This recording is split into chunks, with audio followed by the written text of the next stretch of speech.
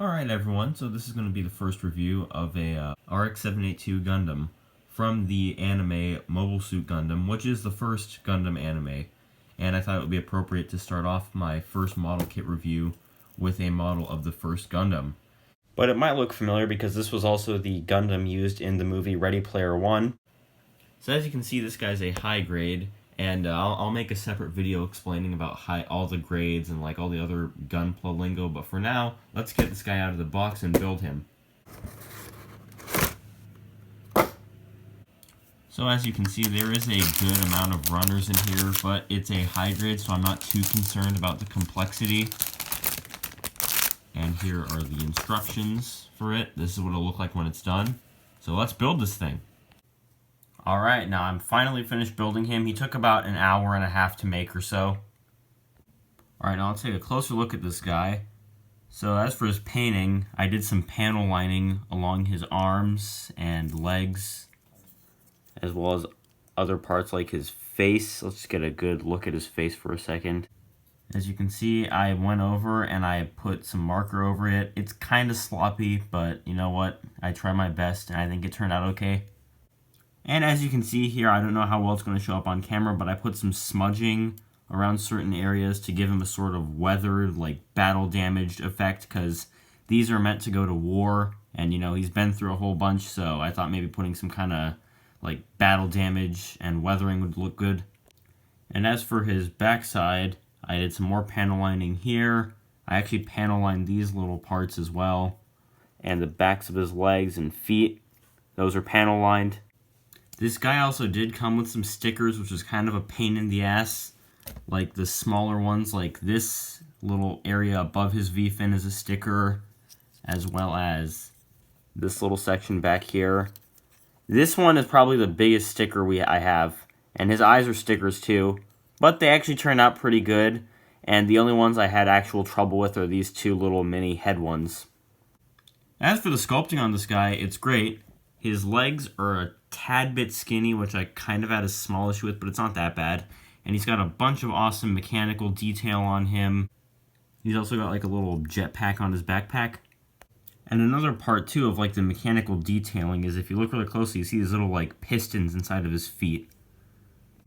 Just from head to toe, just everything has turned out good. The one issue I have though is there's these little safety nubs on his V-fins, which I have a problem with. I could cut it off with a knife, but I'm scared that I might end up screwing up the V-fin, so I just let it be. And if you look at him from the front, they're not that pronounced. And now that we're done with his sculpting, let's go over some accessories that this guy has. First off, we have a pair of beam sabers here, which don't have that much detail on them. And to attach these to the figure, you just simply have to take this little back plate on his hand off, take the beam saber and put it in the little space there, like so, and then close it up again with this little back plate here that you took off, like that. And now you have one beam saber in. And then second verse, same as the first, just take this part off, slide the beam saber in, and then close it back up like that. And there we go. Now we have both beam sabers in, and these guys are long too. They're not even showing up in the full camera frame.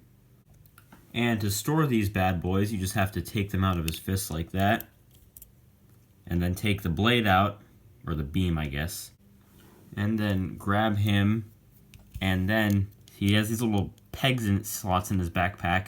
You just take the beam saber and you put it in there, that's what she said. And then rinse and repeat for the other one. Just take this little peg slot and just put the beam saber hilt in there. And then when you're done, it looks pretty good. It looks like he actually has some swords or beam sabers just charging up in his back. The only issue is, though, is there's really nowhere else to store these beams, so you can just put them anywhere you want. It doesn't matter. As for another accessory, we have this shield, which I put some detailing on as well. I put these little smudge marks slash like beam saber slashes across it. I'll try to get a better look at it here. And I also panel line the inside of the shield too, although no one really sees that part, so I don't think it matters, but screw it. And to give him his shield, all you have to do is he has these little holes in his arm, and you just take the shield and it just pegs right in there. And there you go. The same can be done for the other side as well, because he has another hole in there. So if you want to put it on his right arm, you can also do that. And here he is with his shield and his beam saber ready to kick some Zaku ass. And if you want to store his shield, you just have to simply unpeg it. And he has a little hole in his backpack, so you just peg that in there. And there we go. Weapons storage. Personally, I think it looks better from behind than it does from the front, because from the front it kind of looks like he has a turtle shell. If you thought I'm done with accessories, oh no, there's some more. He comes with a little rifle. And just taking a quick look at the rifle, I think it looks really nice. It's got a little scope here, which I didn't panel line because that's too much work for me. And a little magazine, which can be flipped out to make a little holding handle. Same thing with the scope, that can be flipped down as well. And overall, I think it looks like a pretty nice space gun. And if you want him to hold the rifle, there's actually a little special thing you have to do. First off, you have to rip off his right hand. So just, there we go. Once you've ripped his hand off like a psychotic killer, you're going to want to replace it with this little trigger finger hand. And attaching the rifle to it's pretty simple. You just have to take off the back part of his hand, much like attaching the beam saber. Take the rifle, have him holding onto it, and then attach the trigger finger hand. And make sure that the little trigger finger is actually pressing the trigger. That's done, you just take the hand and his stump, and you just put that back in there, and there you go. Now you have his rifle.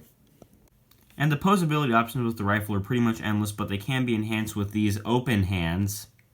And just like that, there you go. Now you have another pose to add there. And as for weapon storage of the rifle, he doesn't really have anywhere to put it on him. You're just going to have to kind of take it off.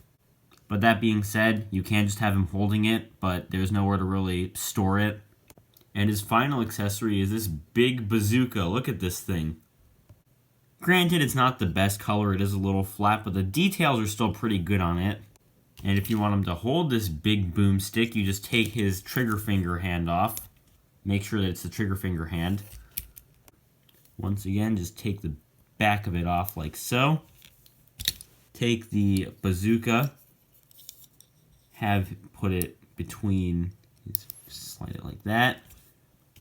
Take your trigger finger and then put the back of it over it like so. And then peg the hand back onto the model kit. This is hard because this bazooka is huge. And you can get some good poses with him, but the bazooka is so big it just kind of might hinder his balance. And as for storing the bazooka, you're just going to want to take it off like so. Detach it from the hand. Move over to his buttocks here and just take this little part off. Then you're going to want to take this little included piece and just plug it in. And there we go. Now you can store his bazooka. Overall, this guy has some pretty good weapon storage, albeit it looks a little bit clunky, but it's kind of charming at the same time. And now let's get into arguably the most important part of the model kit, the posability. His head is on a ball joint. He can look up this far and down this far. Arm is on a ball joint. As for the shoulder, it can move up, not down very far. The arm can move out like so. A very good bend at the elbow. So good, in fact, that you can actually get it to look like he's reaching for one of his beam sabers. A swivel at the torso.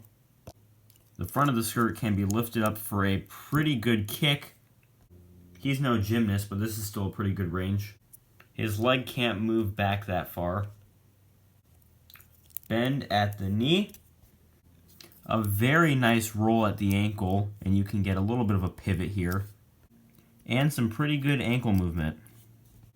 Overall, a very good amount of posability on this guy. As for size, this guy's kind of small. He stands at about 5.5 inches.